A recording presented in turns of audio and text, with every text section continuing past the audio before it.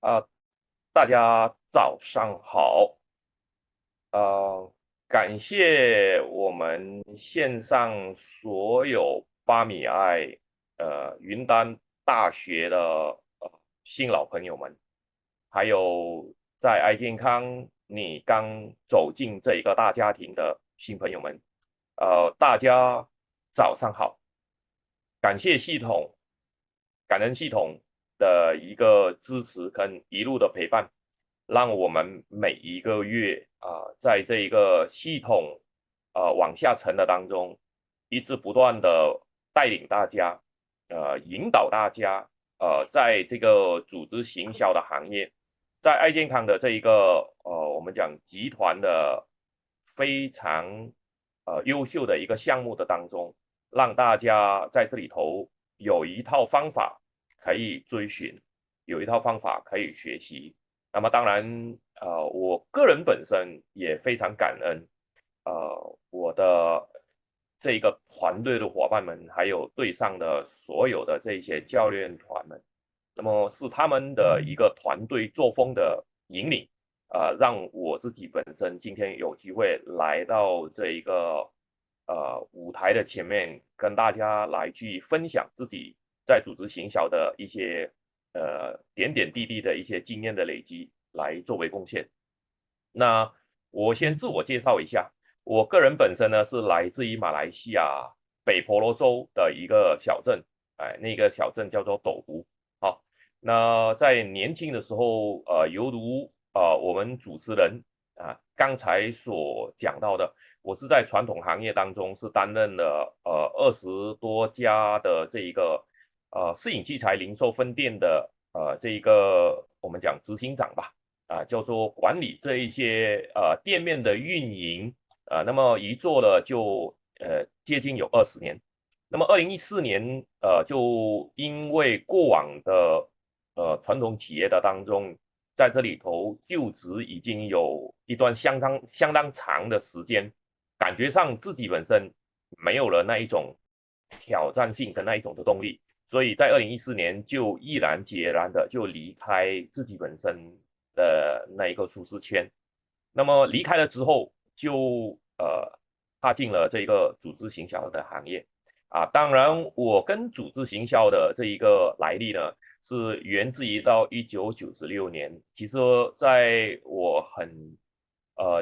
在1990多年的时候，我已经是在组织行销行业已经有接触过，只是直到2014年，再一次回到在这个行业里面，选择在这个行业里面来去做二次创业。让自己本身经历再一次的挑战。对我来说，每经历的一份新的事物，会让我们更多的体验，更多的领悟。这也是从2014年一直到今年2026年嘛，在组织行销的第二次的一个新发现的当中，面对整个市场的变化模式的迭代，还有很多各样各类的这种新科技的辅助诞生。让我自己本身在组织行销的这一个行业里面，对于它整个的操作跟运作的当中，那么同时又在服务一些某一些平台的一些团队的里面，把我自己本身对系统的践行做了一个全面的一些实践。所以今天我是本着我自己本身的一些过往经验，再加上这个时代的一些新的一些思路框架，来跟大家做一个赋能。所以希望在今天的早上的短短的这个时间的当中，我个人的一些意见参考，还有一些经验累积的一些心得，能够帮助到大家。然后这也是我自己本身的一个期待跟一个期望。好，所以我就开始了我们今天的早上的这一个的课程内容的分享。那我们的主持人也可以先稍作休息，那么待分享完毕了，你再接麦。好，谢谢大家。好。那我先把我的资料先做一个分享吧。好。今天的主题是检视与复制的重要性。那么这一个题呢，是我根据我们系统的原稿我们系统有一份非常完善的原稿，它分2个部分，一个是检视，一个是复制，它是2份稿的一个总和。那因为我个人本人的一个演讲呢，我比较善于是说想要把一些属于我看到的、我体验到的，还有一些特别的一些领悟的一些见解分享给大家。所以每一次我的演讲的当中我都要提前去准备一段我自己本身的一个讲稿内容，那么把这一个讲稿内容来去分享给大家这一个是我个人对于我自己的演讲的一个要求那在这一边你可以看到，本次的这个讲稿资料是我本人在组织行销、服务团队与市场运作过程，结合以往经验累积，再以当前时代运作模式做融合的理解，以最简单、最直截了当的解说作为本次讲课的贡献，让大家做参考。这个就是我对于今天这一份资料的准备的当中，给大家先做一个开始，先做一个提示因为检视跟复制它2道工序，在我们这一个系统每个月践行这一个成功8步的当中，它是来到了一个很重要的后面的2道工序，所以在这一个理解当中，那我首先先把我们想要理解这一个检视复制、检视与复制的2者的关系，要怎么样去把它运用的好呢？那要运用的好，它一定是在建立一个什么样的一个基础上？首先，我们一定要知道，我们在每一个月的这个系统往下沉，其实所有的运作、所有的探索都没有离开过以下的这8道的工序。这8道的工序我们叫它成功8步我们叫它成功8步，又或者是叫做我们讲基本业务操作流程也叫做标准业务操作流程。因为这8道工序这成功8步，无论你是在哪一个行业，基本上只要你做业务，你都一定要用得上因此我们的检视与复制，它是完全在建立在这个成功8步的这个基础上来理解，也意思说，离开了这个成功8步，我们的检视跟复制，它是没有落脚处所以检视跟复制，它一定是在成功8步的这一个运作里面来去产生作用的所以接下来有几章的整个对于检视跟复制都没有离开过成功8步的这一个基础来探讨我们是回到这一个基本点，回到了这个基础来去先了解检视跟复制。好，那我们往下看 ，OK， 这就是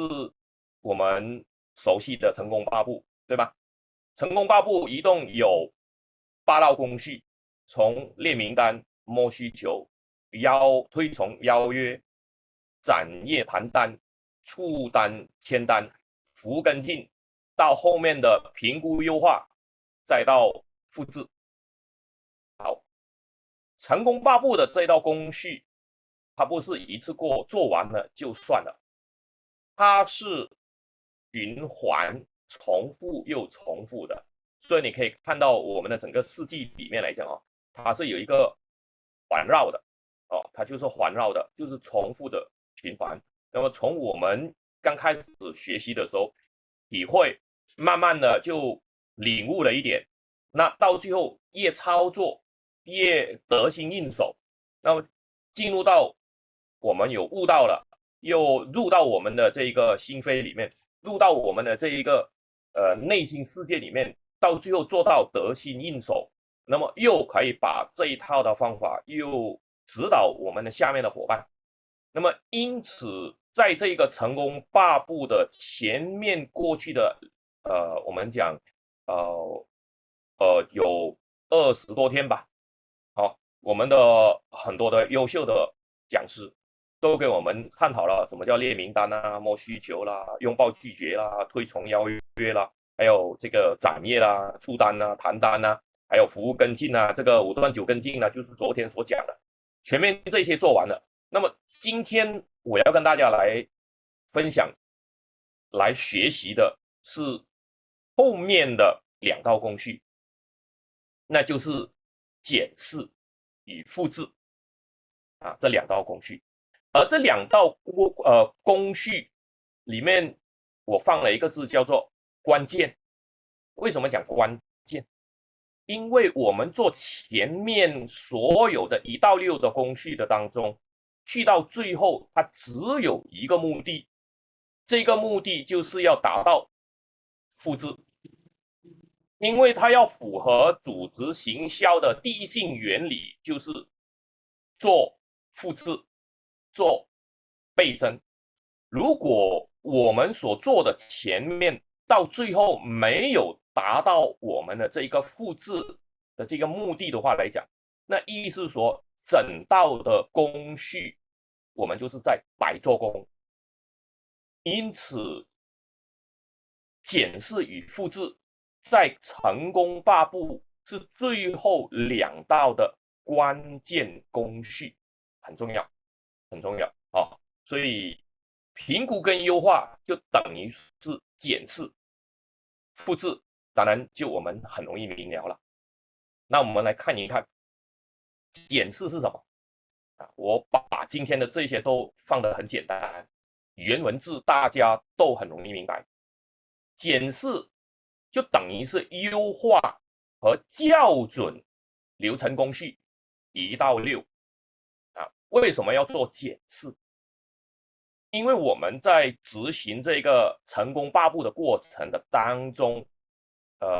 我们会越做越好，对吗？我们一开始可能不擅长，可能不会做得很熟悉，但是每做一次，我们都会什么？我们都会做检讨，我们都会做检视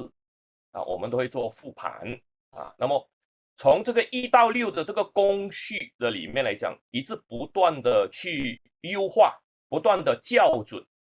那最主要的检视的过程，最终是要给自己迈向精准复制的阶段。也就是说，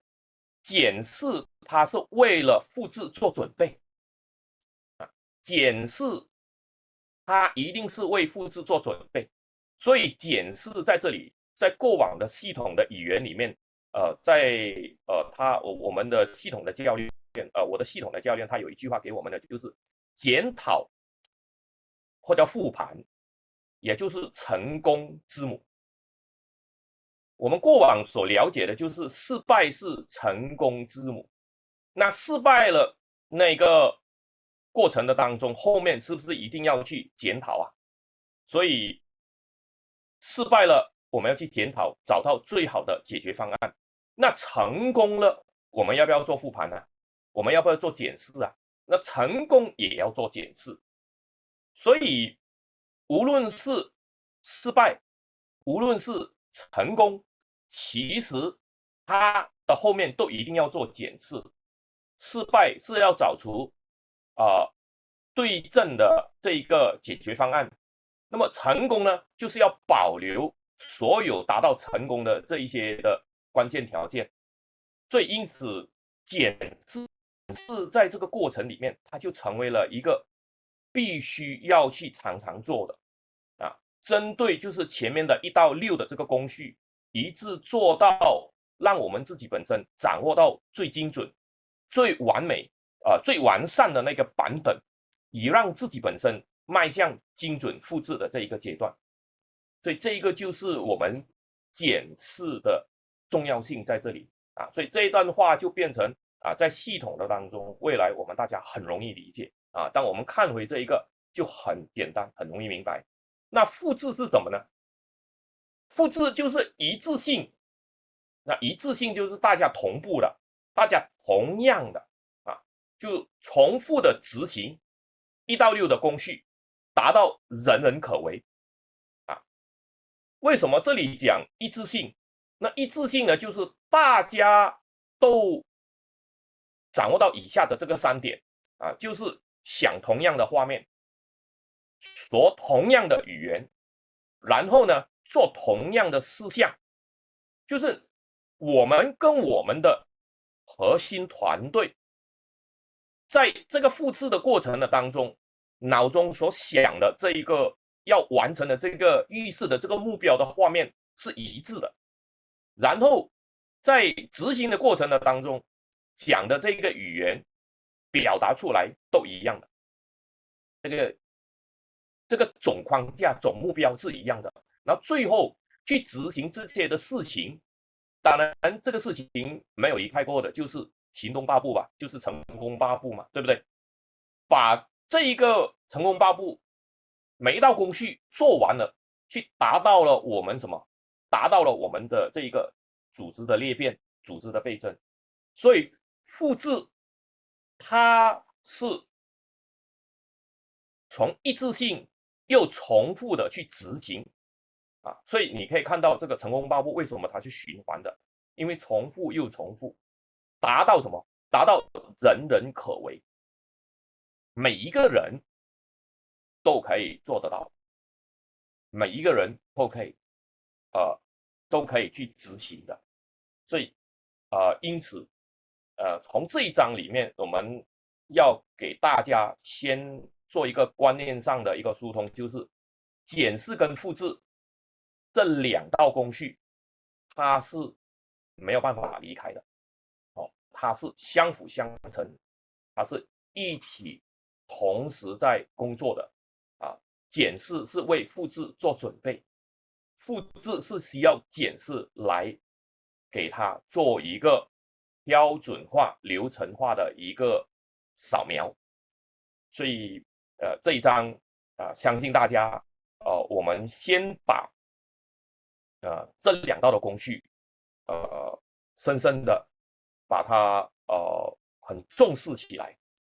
那么当我们重视起来之后，那接下来我们就看复制有哪一些方面我们需要在做一些比较我们讲精准的去理解它。那么这一章我想要跟大家探讨的复制的精要点，就是很精准、很重要的就是几个点。那么复制它一定是要简单操作，容易明白。那么再来呢，高效增长。好，这3个点我们都很容易明白，对吗？很容易明白，也就是说它非常的简单，简单易懂，这个就是复制所要的，不是要很复杂的东西。因此我们就把它讲成这样吧复制本来就是想法简单，臣服接受，然后专注执行，容易明白的作业流程，叫做 SOP， 做到让自己融入，变成习以为常的动作就相等于就是这一个讲回来的，就是讲什么？讲回来的就是成功8步。你看，来来去去还是在成功8步里面。要做到复制的这一个效果，那一定要什么？一定要简单操作，容易明白，高效增长。换句话说，在这里跟大家讲这3点，待会后面做复制的工作当中，我要跟大家表达的也没有离开过简单操作、容易明白、直截了当，就进入到我们的这一个视觉里面，就是进入到我们的脑海里面，我们可以烙印，很容易的把它记下来。所以因此，在我个人的一个理解里面，复制本来就是很简单，没有很复杂啊，就是你臣服接受，然后你专注的去做它，跟着这个流程，就变成到最后你就很习惯的，就很容易去把它产生出来。这个就是在文字上的这一个理解。那在这里，我想给大家多一个例子去佐证。首先呢，我想跟大家提供的就是这一位企业家。我相信大家对这位企业家应该不陌生啊，他是当前世界上市值最高的一家公司的老板啊，他叫英伟达的老板王仁勋啊。那么他讲过的一句话，他讲的那一句话是什么呢？他讲无知是一种能力。好，这个无知对我们来说，可能我们的认知来讲，就是无知就是一种没有经过思考，没有经过那一种很成熟的，可能很幼稚的想法。但是对于这些企业家来讲，他所有的无知其实就比较偏向今天我们系统的这个精要点，叫做越简单、越简单、越单纯的想法会比较好。所以在这里他就提出了一个很重要的一个比喻，叫做什么呢？大黄蜂的这一个作用。好，我们看这只大黄蜂。那么大黄蜂呢，根据物理学的这个力学原理，大黄蜂的翅膀是支撑不起它飞行的身体。你看它那个翅膀是很薄很小的。在我们人类的这一个力学的这个研究过程当中，得出的这一个结果，得出的这个结论，它的这个翅膀是支撑不起它整个这个庞大的这个身体。但是这个是人类的认知，人类的理解。那对大黄蜂来说呢？大黄蜂本身它根本不懂什么是力学原理，它并不知道。如果它知道了，可能今天它飞不起来。但是大黄蜂在根本不知道、不懂什么是力学原理的这种情况之下，它所知道的，我只要专注的奋力起飞，我只要用力的把我自己飞起来就好了。那么大黄蜂的这个想法是什么呢？它很简单，非常的简单，我只要飞起来就是了。这个比喻是不是很简单啊？非常的简单，对不对？所以回到来我们的这个复制的这个精要点，这3个要点是什么？简单操作，容易明白，高效增长。这个就是我们复制的它的重点在这一边，不要复杂，越简单越好啊。所以这个也是我想要跟大家表达的。好，那接下来我们再看下一个复制的核心点。复制的核心点可以看到左边的这一个图。这个图是什么呢？这个图叫做地水穿石。好，地水穿石的关键不在水，而在于重复又重复的力量。好，大家对于重复又重复的这个力量，一定要把它放到在我们对复制的这个理解里面，复制在前面上一章我们讲的是越简单越好，就因为它越简单，它越容易让人家操作，而且操作的起来，往下就是什么呢？就是需要重复又重复，就是一直不断的去运用它，达到得心应手。所以我们可以看到，大凡世界上所有成功的人士，都是重复又重复的去执行一件事，做到熟练、专业、精准的地步。这句话我们来看一看。日常生活当中，我们所熟悉的，如果在饮食界里面，我们讲那一些做到很好的这一些大厨，菜肴的这些大厨，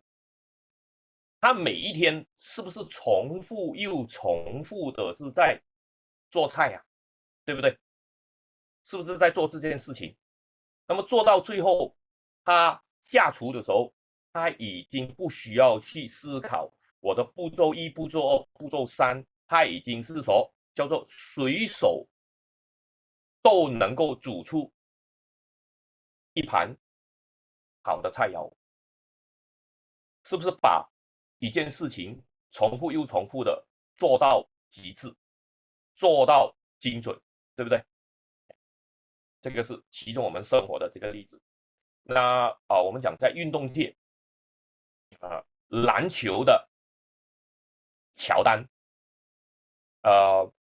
我们过往我们羽球界的在国内的选手林丹，包括我们的跳水的小公主全红婵，再到足球界的大明星 C 罗、梅西，这些我们都知晓他们的成就，但是我们在他的成功背后，我们有没有发现，他们都是在重复又重复的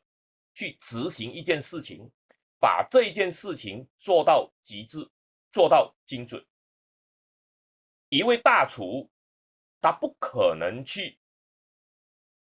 专注的去重复去做钓鱼的工作，然后会成就大厨，这是不可能的，对不对？所以复制在这一个核心点上面，我们想要跟大家点出来的就是重复又重复的这一个的力量。因此，我们可以看到，这又回到来我们的成功8步了。组织行销就是重复又重复的在践行成功8步。只要一进入到组织行销，永远没有离开过，就是这成功8步。这个就是我们必须要去执行的，必须要去重复又重复的去操作的霸道工序。而我们巴米埃国际云端大学同样重复又重复的在21天陪跑中践行成功8步，是不是这样？所以虽然是不同的讲师在每一个月的课程当中分享，会有人不同，但是内容框架表达的这个里面的资料里面的含义，其实就是成功8步里面的全部重点。这个就是我想要跟大家说的，复制的2个点，一个就是精要点，前面所讲的精要点，简单、容易操作、高效增长。那么第2个核心点就是重复又重复的力量。所以这两个重点，你把它记住，你把它掌握住，未来在复制的过程的当中没有离开过。当你去实行复制的这一个工作，在你的团队这个运作的布达当中，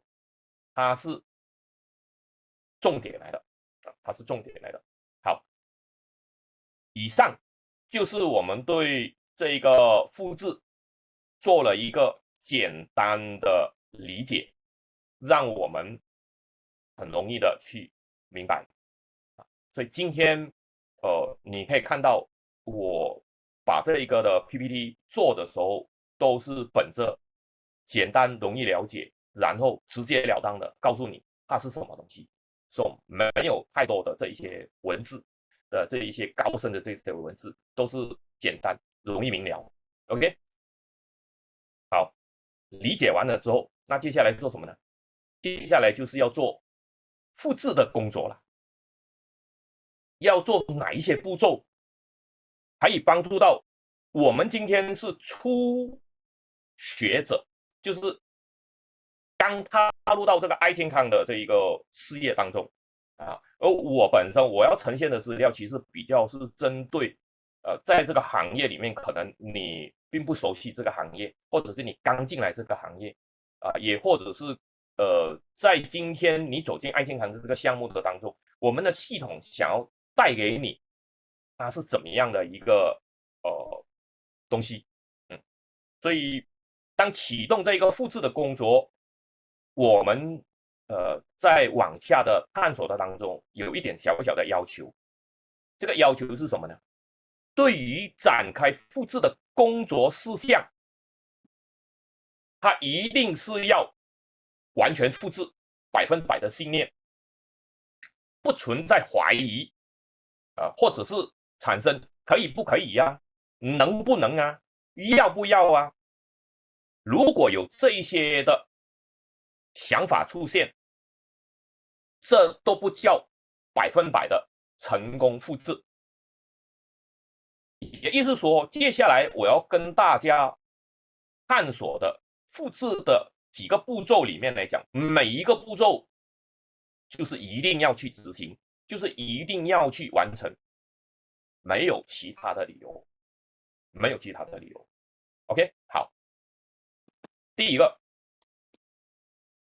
复制的第一项，我们现在要进入复制的工作了。复制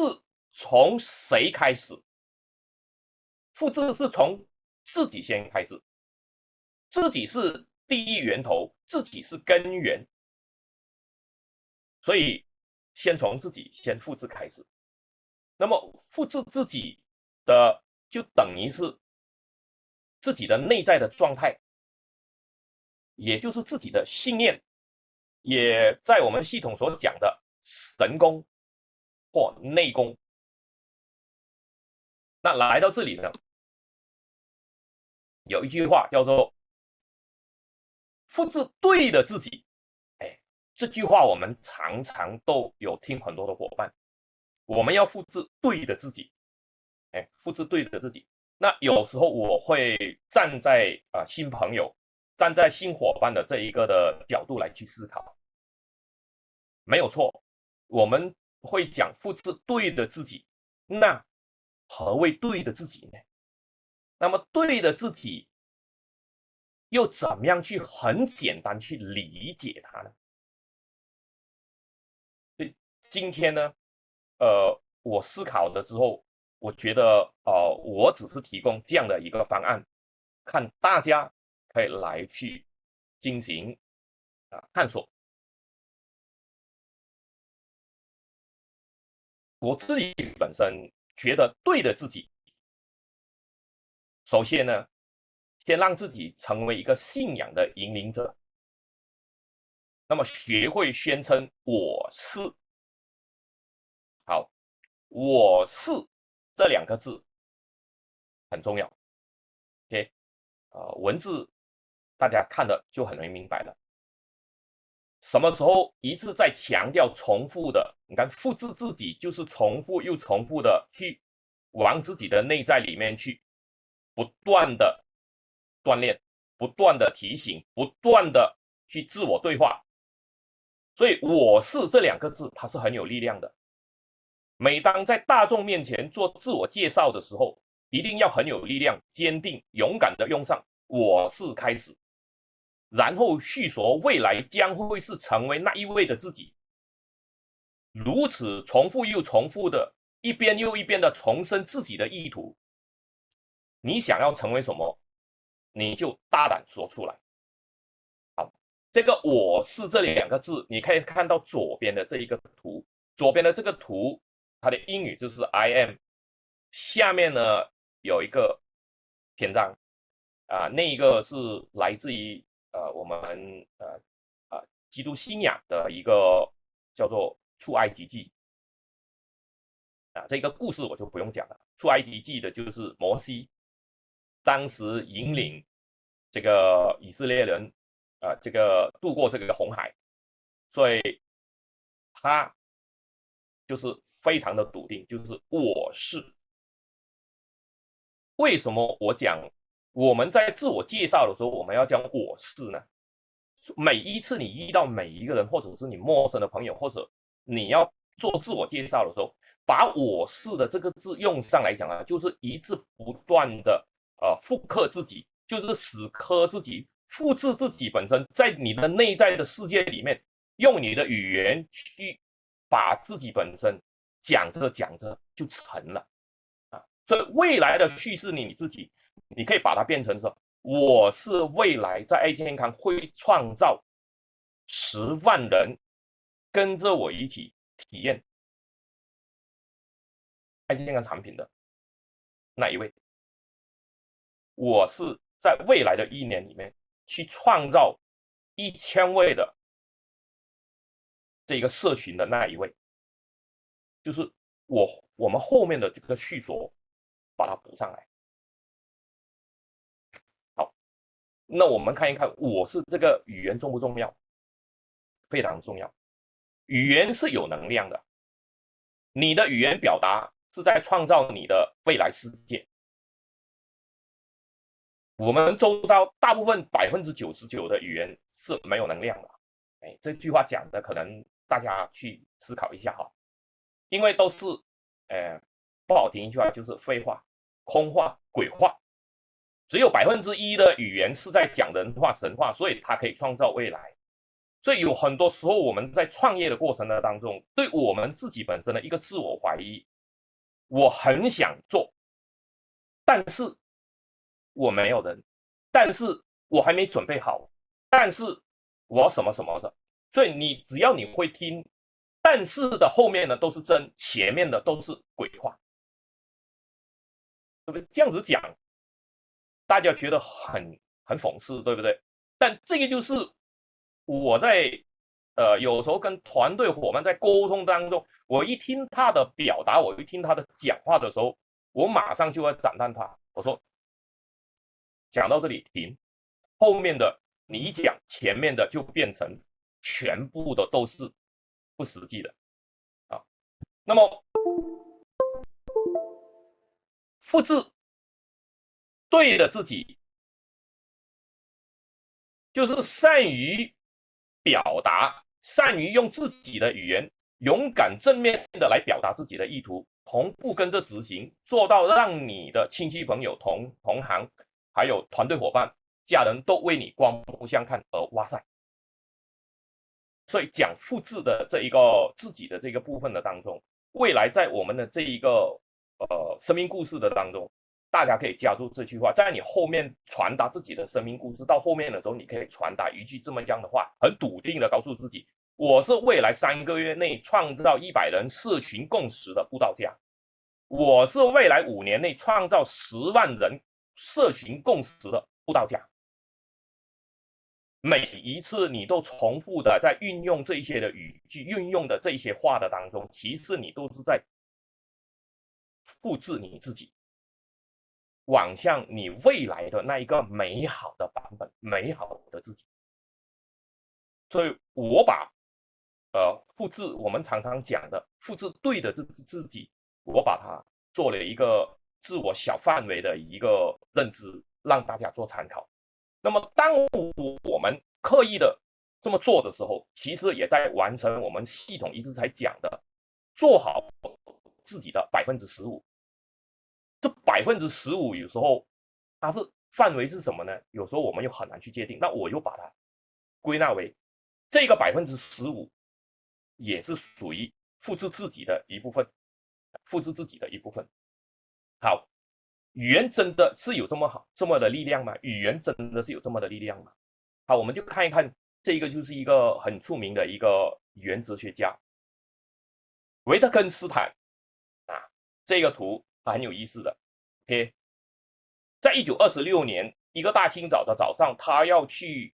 这一个大学去上课的时候，他在路边经过的时候，他就看到一个乞丐。这个乞丐呢，在那时候是一个大寒冬天呐、大寒冬天，这个乞丐呢，在蹲在的这个路边的角落里面呢，就在前面的时候放了这一个纸牌，纸牌的上面写作的时候，它这个字是什么呢？能帮帮我吗？我已经很久没有吃饭了。他看了这个乞丐蛮长的一个时间，但是都没有看到路人愿意伸出帮手。那么过后呢，他就跑到了这个乞丐的面前，他没有给他钱，他只是跟他做了一个动作，他把他的那个纸牌拿过来，把它擦掉，换成写上这个字：我需要的是一个热狗和一杯咖啡，共需要10便士。我就帮他做了这个动作。当做了这个动作之后，他就稍微离开比较一个偏远的地方。然后过后呢，他就发现有一位帅哥，一位绅士跑前来，我能够帮你买一个热狗和一杯热咖啡。还有接下来又有一位女士来到，我可以给你30便士。这一个是一个很出名的这一个这样子的比喻。所以在这里，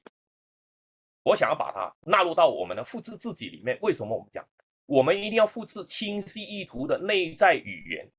是正向的？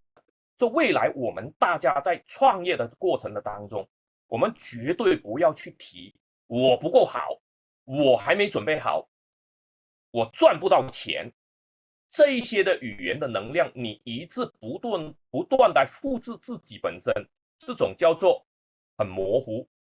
很困境的，没有人会去灵勉我们，反而你把你自己本身的这个意图导向正向的复制你的语言，很精准的复制你的这些语言，大家可以去做自己的一个检视。这个每一天你讲话、你表达的，在我们的潜意识里面，我们形成了很多这一些内在的这个语言表达的过程当中，它所产生的这些的频率、这些的能量，很多时候我们都没有去觉察，很多时候我们都没有去检视。所以未来大家你表达的过程当中，你善用你的语言的当中是非常的重要的。所以这一个时候，我又很深刻的体会，为什么我们古时候的古人他有一句话叫做谨言慎行，谨慎我们的语言，原来它有这么样的一个含义。好，这个就是我们讲复制自己第一个很重要的，有没有的妥协？没有的妥协。你不复制，那你就活在这个模糊的困境里面。你要想要复制未来越来越好，你就要做这样子的正向的复制，就是往这里开始。第一步，复制自己，善用自己的语言。好，这个是第一个。那么第二个是什么呢？复制的第二项，复制开口布道，就是你的能力状态。这叫做什么呢？就叫做你的硬功。好，简单，你只需要简单勇敢开口就是了。好，组织行销的行业是做人传人的事业，因此勇敢开口布道是必须条件，这是创业布道家必须复制的能力。你要复制自己重复又重复的开口，你不一定很会讲，但你要敢讲。所以很多的伙伴，我不知道怎么讲，我不会讲。你看，我不会讲，你的语言就代表一个很否定的，所以你要勇敢的讲，不怕你讲错，只怕你不讲。OK， 好，你的决定是什么？你只要勇敢开口了，你就知道有没有。我勇敢去开口布道，创造机会，这才叫做创业。不愿和鲜少去开口的人，只能是接受就业。什么叫做创业？什么叫做就业？两个分别就在这里了。创业呢，你就是去开创，寻找机会；就业呢，是别人安排好给你了，你不用多想的，就是将就嘛，很将就的叫就业。创业呢，都是要去开创的，开创的第一步是什么？开口了。所以 AI 时代下逆袭翻转人生的必备能力，就是学会销售力、学会演说力、学会带团队的能力。这三样的能力都跟你开口有关系。你不会销售的未来 AI 的时代，工作很多的这种不用去大脑思考的这一种机械式的工作， AI 比你做的更有效率，因为它不用休息。但是只要人与人之间要用语言去表达的，这个 AI 是没有办法替代你。所以你要在这一个 AI 的时代创作的当中，你要翻转人生，你要学会的就是销售力、演说力，还有带团队的能力。所以在这里我要给大家的就是一个很简单的，就是复制我们系统的315动作。学会每天布道3到5个朋友，坚持每天刻意布道。什么叫刻意布道？刚开始你不习惯，但是你就刻意去做，重复又重复。你看我提的字眼就是还是一样，重复又重复的刻意练习，最后你就成为优秀的布道家。你想成为什么，你就勇敢布道就是了。所以在这里又再给大家一个简单的布道，你要布道，你要分享什么？其实到最后我们分享的无非这就是你要吸引对方来。就只是这3句话而已，每天布道这3句话，你值得健康，你值得富有，你值得丰盛，不是吗？看看一下今天跟你走在一起的爱健康的你的核心伙伴，你问对方，你值得健康吗？你值得富有吗？所以每一天你出去布道的时候，你就布道这3句话，你就问10个朋友，你值得健康吗？如果他跟你说你不值得健康的时候，你还需要跟他谈往下爱健康的项目吗？不需要啊。这个布道是不是很简单？好，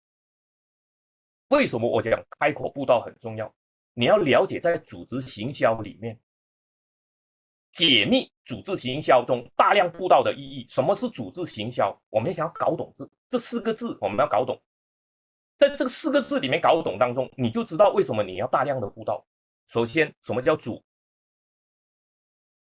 织行销第一性的原理，重复的又跟大家再提，就是做复制、做倍增，组成你的核心。你是信仰引领者，那你要组成你的核心，叫做信仰守护者，就是那5位的人才。等一下会跟大家讲。好，第2个呢，编制起你的人脉网络。第3，行使你布道的工作，然后营销相关的资讯跟活动，最后才是销这个里头不是推销，不是直销，是营销。营销是什么？营销如果你是在这个营的繁体字里面来讲，它是头上是2个火，下面这个宝盖，然后2个口。营销是你很用心的去传达，你去布达这个后面的这一些的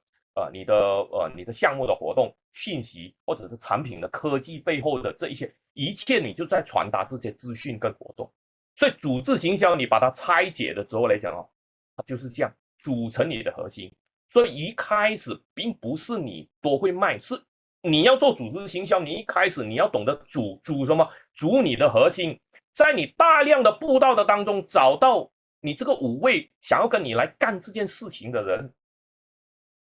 当你把这件事情做好的时候，你是不是达到复制跟倍增？是你自己本身已经复制了5位核心伙伴跟你在一起，是不是复制了5位？哪怕你复制了2位，你也倍增了，跟你自己已经有3位了，对不对？复制跟倍增就是从你的这个组开始，你组你的核心。我们常常讲，我们今天这个时代一定要团队作业，我们不要单打独斗。但有很多的时候，我们本身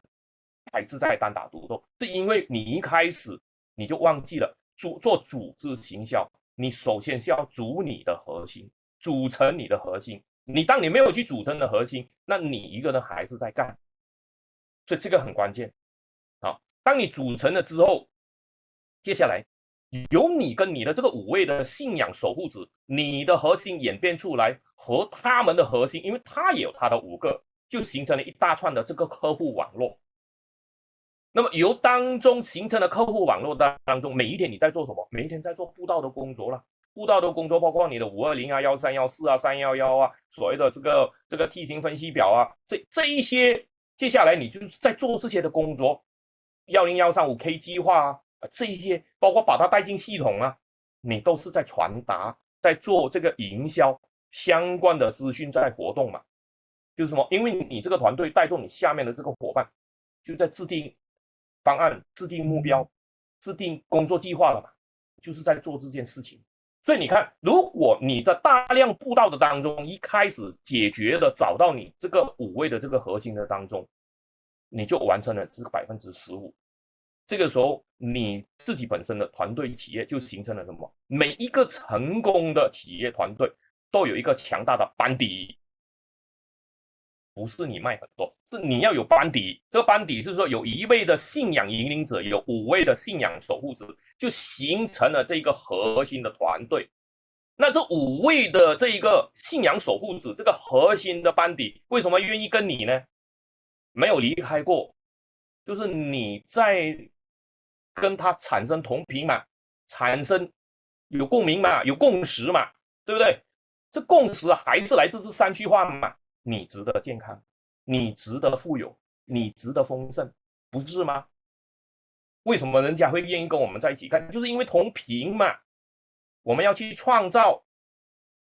这个富有嘛，创造这个幸福嘛，创造让更多人得到健康嘛，是不是？这5位跟你在一起都是值得富有、值得健康、值得丰盛。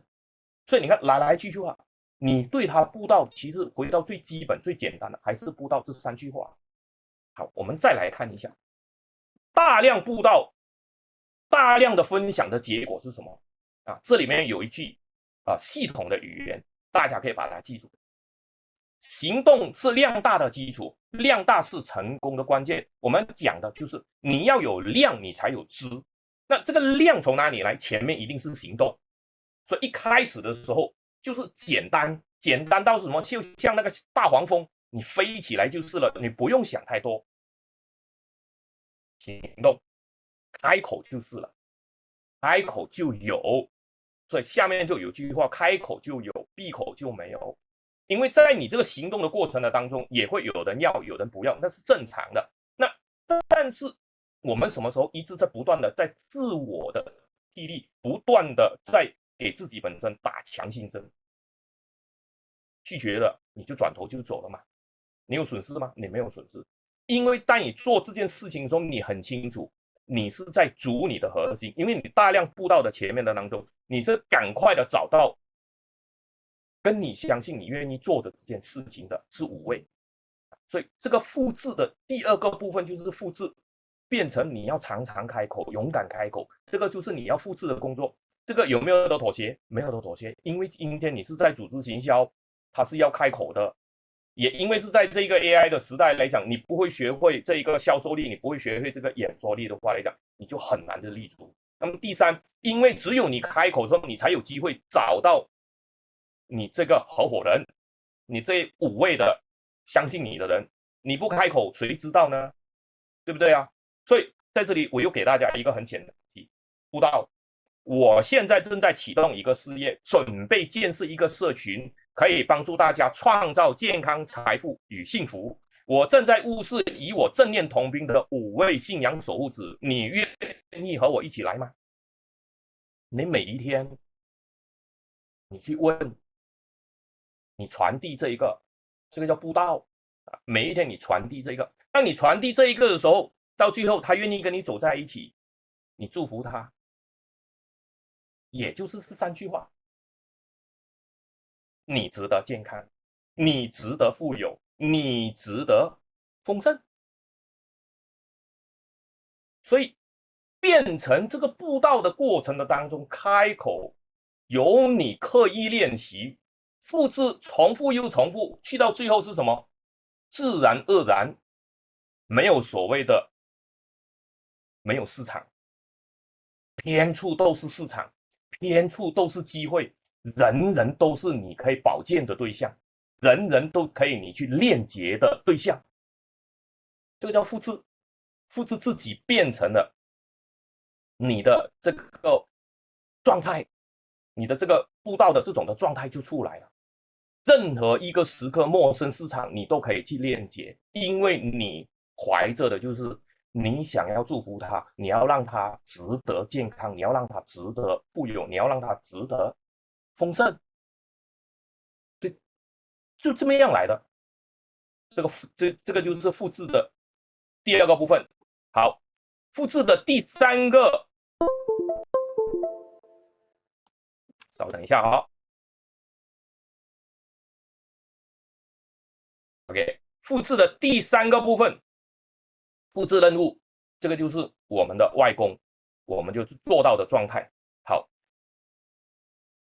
这个就是我们系统一直常提的，服务好自己的10个客户，这个是最基本的工作。每一个生意都有一个基本盘，爱健康的项目也是如此。布道者必须保持一生当中10个忠诚的客户，或者发展更多，就是你自己可以发展更多。但是最基本我们的要求就是10个。所以建立自己10位的 VIP 客户，这个有没有的妥协？也没有的妥协。这个任务你一定要复制把它完成，也就是自己的15%。5位核心同样完成10位 VIP 客户，就是这一个复制，你是跟谁一起来的？就是跟你那5位的核心一起去完成，你的10位还有5位的核心也完成他的10位，总会有多少？你有60位了啊！所以这一个也是一个简单的建议给大家。第1个月我们讲快速一点嘛，第1个月就完成10位的 VIP 的客户，然后从第2个月到第7个月就做足6个月的里面来讲哦，就每个月就3个单，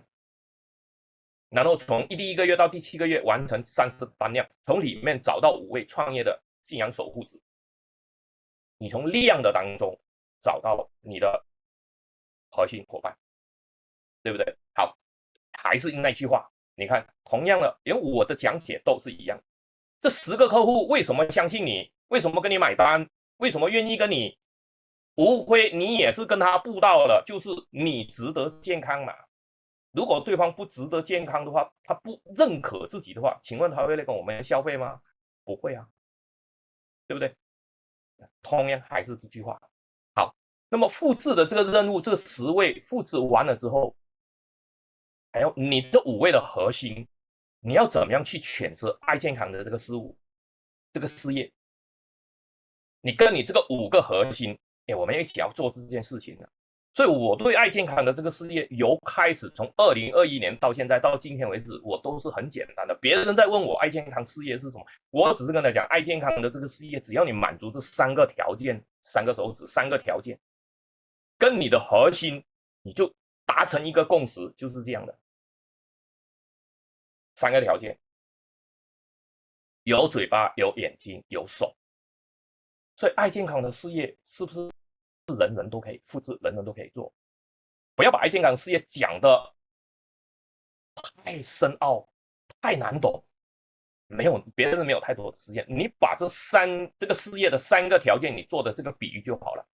嘴巴好好的用产品，眼睛看好5位的信仰守护者，你再复购1年，他就跟你复购1年，复制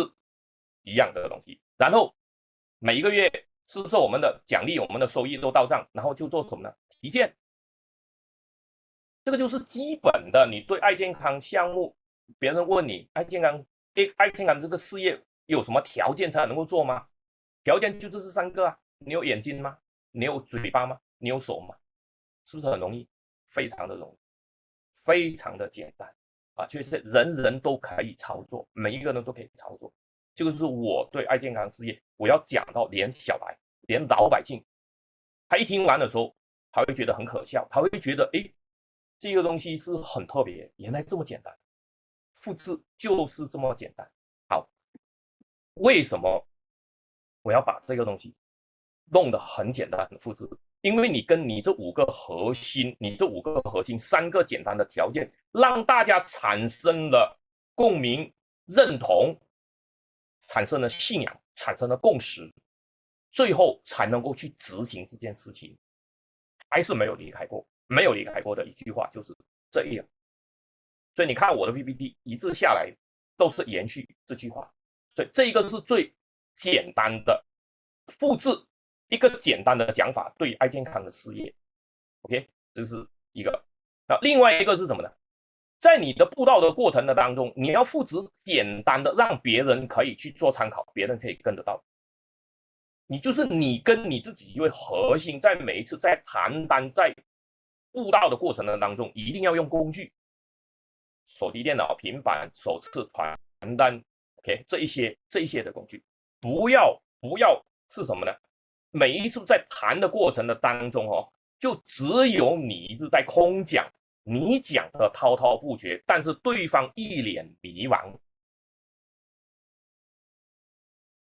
为什么我们一定要把这10个做到的给他看得到？然后我们在跟他分享的过程当中，要把这些资料的资讯，你用电脑展示你很专业的这个部分给他看到，是因为你要让他看得到，就是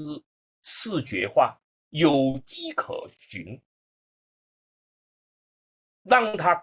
感受到、看得到，原来这个事业是有一套标准的。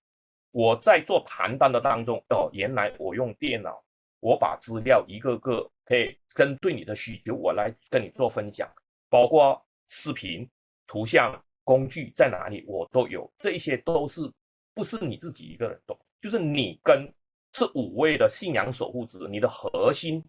都懂复制这一个，那么这样延伸下去的话，就会很容易复制。这个就是我们讲复制越简单，有工具的你就用啊，不要怎么讲呢？不要空手。所以我看了市场上有很多的伙伴出来的时候，就或者是在电话上谈的时候来讲啊，就在电话上跟你谈很多很多很多很多，但是我们跟大家说，对方是听下去是听没的，这些东西都不是我们过往我在这个以往没有互联网的时候，我们在组织行销的时候，我们的这一个资料手上的资料这些的东西工具包，我们都要用得到，这是很重要的。好，这个是关于复制的这个第3个步骤，就是完成这10个，然后把健康事业讲得简单，然后善用工具，这个叫复制。OK， 好，那第4个，你一定要复制人才。复制人才就是你的领导力。OK， 发现人才、栽培人才、举荐人才、善用人才，这个是企业无形的资产啊，这个是企业无形的资产。OK， 好，人才方面，它一定是建立在这一个伦理系统，对上有我们的教练组，有我们的直属教练，这个就是我们，然后下面就是团队伙伴。OK， 那么复制人才的当中，你首先要导正的就是对上跟对下的这一个关系。我不讲这一些你要复制，因为系统有很多了，我只讲这一个很重要的，对上咨询线必须是通畅无阻，生命线能量就会上下贯通，才能产生生产线。心存感恩，无论是怎么样，对上心存感恩，你对上面的这个咨询跟能量线，你一定要通，你不通的话来讲，举步维艰啊，这个事业是内耗啊，做不起来啊。其实这个是我是看到的，很重要。这个，那第二呢，上面对下面来讲，恩师于德，常存感激，何德何能？有时候你会找到一位愿意在你的组织下面，可能你没有协助他很多，但是人家可以独立运作，人家可以专业分工，可以自行的去开创一片的这一个事业，这是我们要心存感激的。所以在这里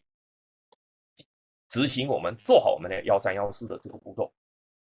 1314它不是一个普通的东西，1314它真的是去打通全部这一些里面上下贯通，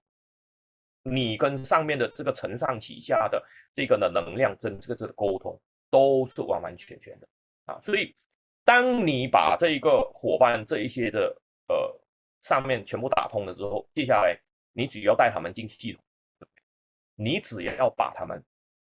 复制人才不是很艰难的事情，复制人才你只要懂得把它带进我们的这个系统，复制30天8米爱的陪跑，就像我们今天早上从5堂大课的认知大课过后开始，一直到月底，你把它带进来，听着听着听着他就懂了，听着听着他就懂了。OK， 这个就是复制人才。好，复制到最后这一边，我只是想把复制的一些最重要的2个它的价值在这边。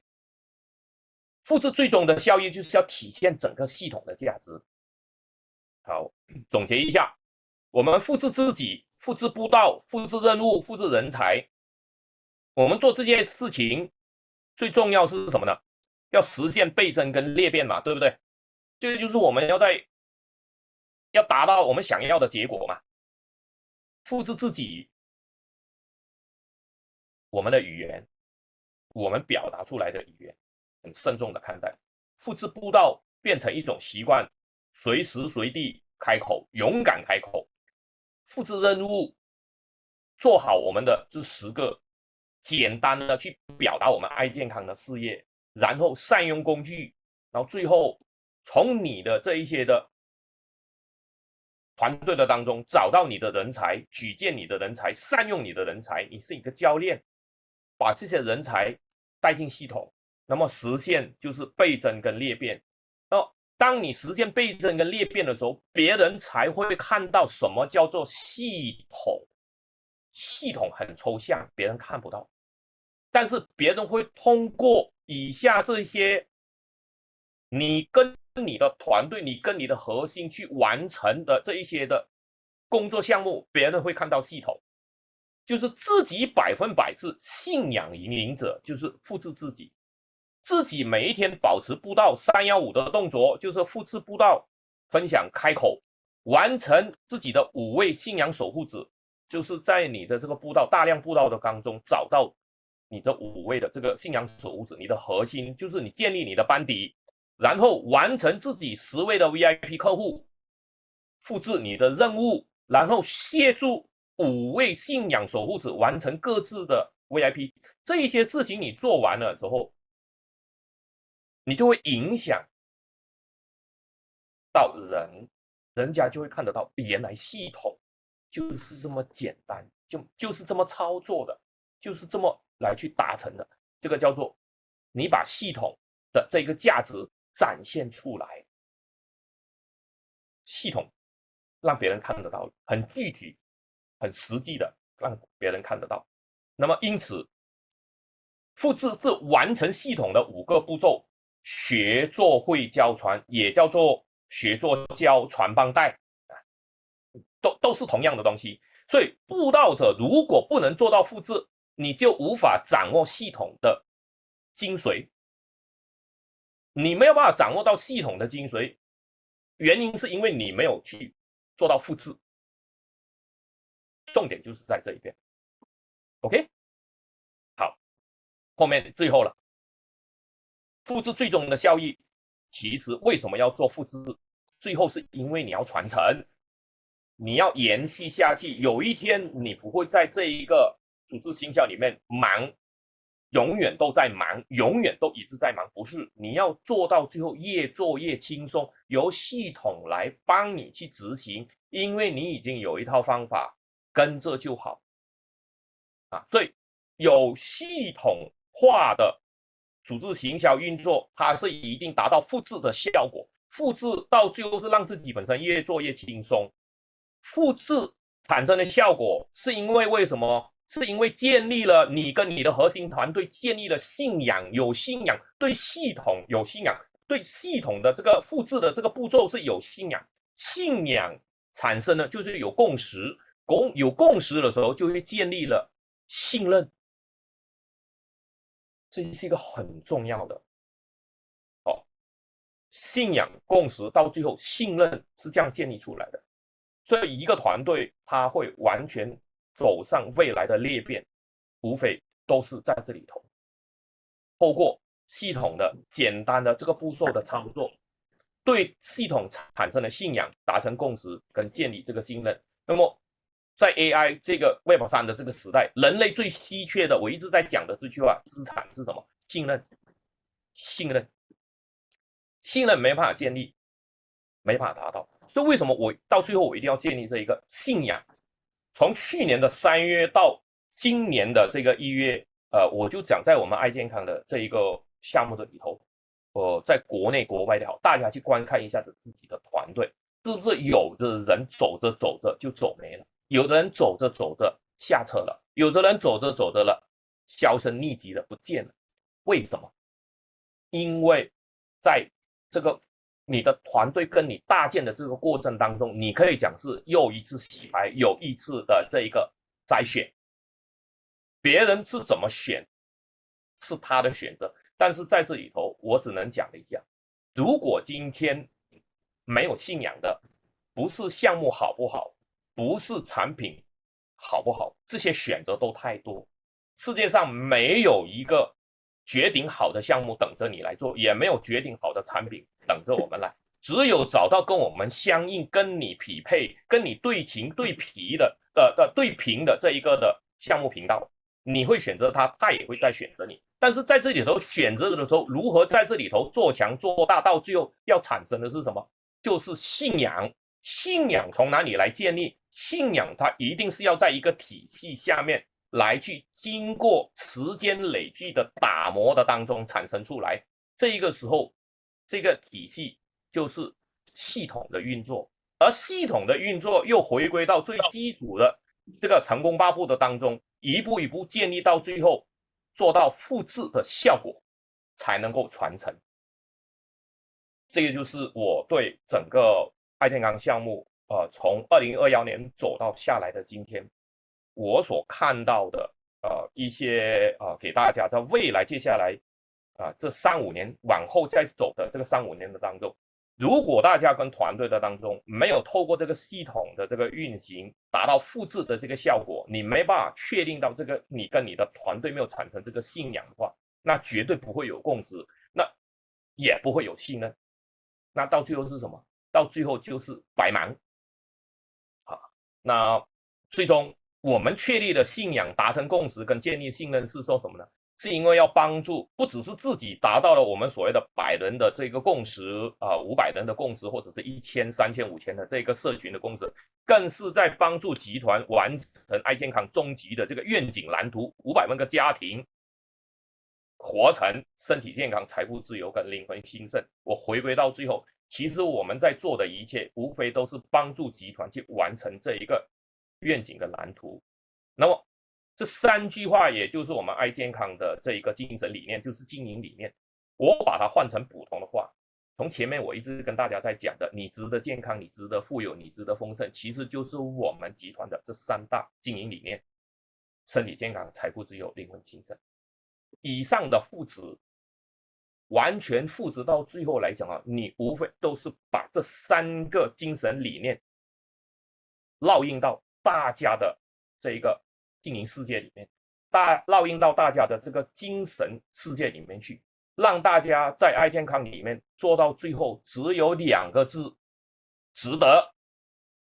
值得跟随，值得参与，值得在这里头，你愿意